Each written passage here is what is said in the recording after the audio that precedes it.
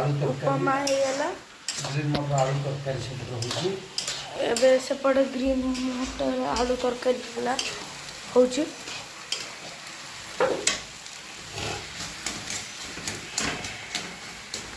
ତ ଆଜିର ବ୍ରେକଫାଷ୍ଟ ଉପମା ସାଙ୍ଗକୁ ଆଳୁ ତରକାରୀ ଆମ ସାର୍ ବନେଇଛନ୍ତି।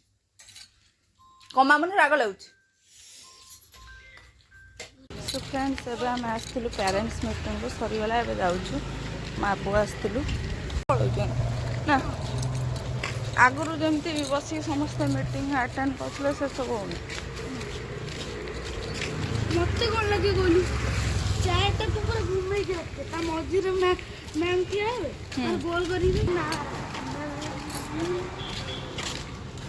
ଆଜିର ଲଞ୍ଚରେ ଏଠି ଭାତ ବସି ଡାଲି ସିଝେଇ ଦେଇଛି। ଏବେ ଡାଲିଟା ଛୁଙ୍କ ମରା ହେବ।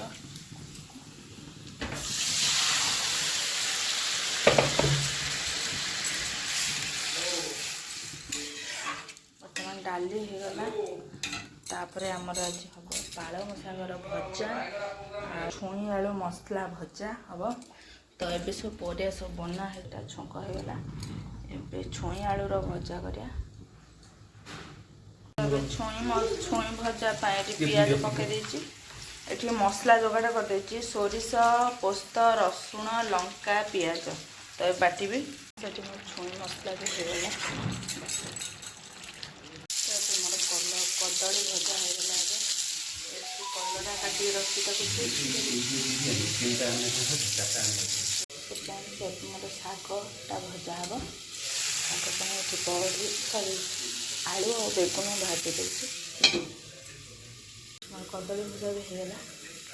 ତ ବର୍ତ୍ତମାନ ଏବେ ଶାଗ ଭାଜିବା।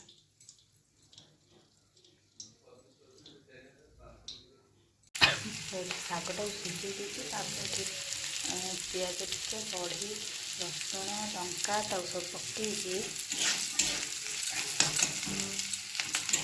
ତାକୁ ଛୁଙ୍କ ଦିଆହେବ। ଏଟା ଶାଗ ଭଜା ରେଡ଼ି। ଏବେ କଲରା ଛଣା ହେବ।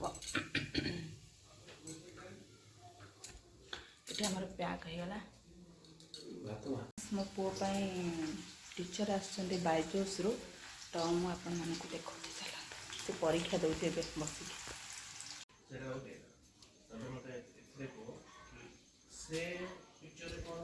ସାର୍ ପ୍ୟାକିଂ କରୁଛନ୍ତି ସବୁ।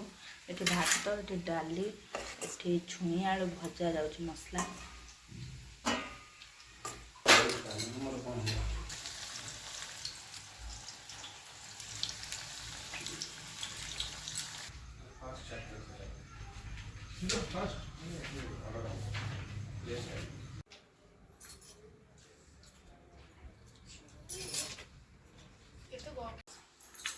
ଖା ତୁ ଖା ମା ଖା ତୁ କିଛି ଟେନସନ୍ ନାହିଁ। ଆମେ ଖାଉଛୁ ଆମ ସାଙ୍ଗରେ ଆମର ଟୁଇଁ ଖାଉଛି ଟୁଇଁ।